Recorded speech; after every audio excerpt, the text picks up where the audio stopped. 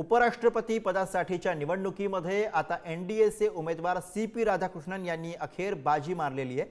CP Radhakrishnan यांना एकूण 452 पहिल्या पसंतीची मतं मिळाली आहेत, तर दुसरीकडे इंडिया आघाडीचे उमेदवार बी सुदर्शन रेड्डी यांना एकूण 300 पहिल्या पसंतीची मतं मिळाली।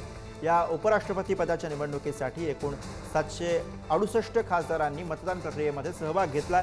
152 मतांच्या फरकानं इंडिया आघाडीच्या रेड्डी यांचा पराभव झाला। उपराष्ट्रपती पदाच्या निवडणुकीचा निकाल हाती आहे। राधाकृष्णन यांना 452 मतं तर बी सुदर्शन रेड्डी यांना 300 मतं मिळालेली आहेत।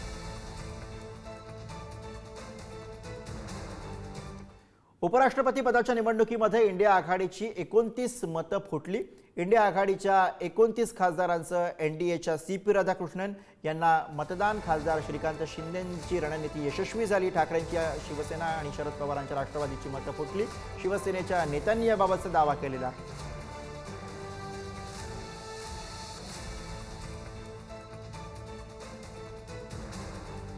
सीपी राधाकृष्णन देशाचे नवे उपराष्ट्रपती झालेले आहेत, मात्र यात ठाकरेंची शिवसेना आणि शरद पवारांच्या राष्ट्रवादीची मतं फुटल्याचा दावा आता शिवसेनेकडून केला जातो।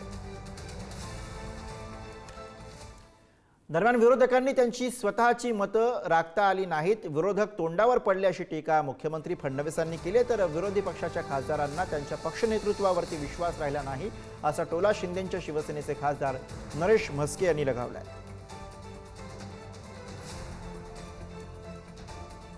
विरोधकांनी विनाकारण बडबोलेपण केलं, जास्त बोलले, एनडीएचे मतं आम्ही फोडू म्हणून सांगितलं, पण झालं उलटंच। विरोधकांना स्वतःची मतं देखील राखता आली नाहीत, हे या निवडणुकीत स्पष्ट झालेलं आहे। विनाकारण काहीतरी वातावरण तयार करायचं आणि मग तोंडावर पडायचं, अशा प्रकारची अवस्था विरोधकांची आहे। इंडिया अलायन्स यांच्यापेक्षा 152 मतं एनडीएचे उमेदवार सीपी राधाकृष्णनजी यांना मिळाली। म्हणजे खरं म्हणजे हात दाखवून अवलक्षण म्हणतो आपण, तसा प्रकार या ठिकाणी आपल्याला पाहायला मिळाला। मला वाटतं हे उपराष्ट्रपतीपद यामध्ये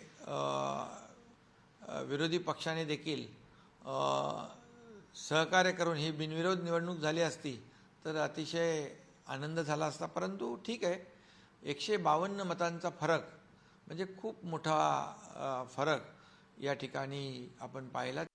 या ठिकाणी विरोधी पक्षाच्या खासदारांनी महाराष्ट्रामध्ये त्यांच्या नेतृत्वावर त्यांचा विश्वास नाही आहे, मोदीजींच्या नेतृत्वावर विश्वास आहे। शेवटी खासदार हा निवडून येऊन मतदारसंघातली कामं करण्याकरता येत असतो।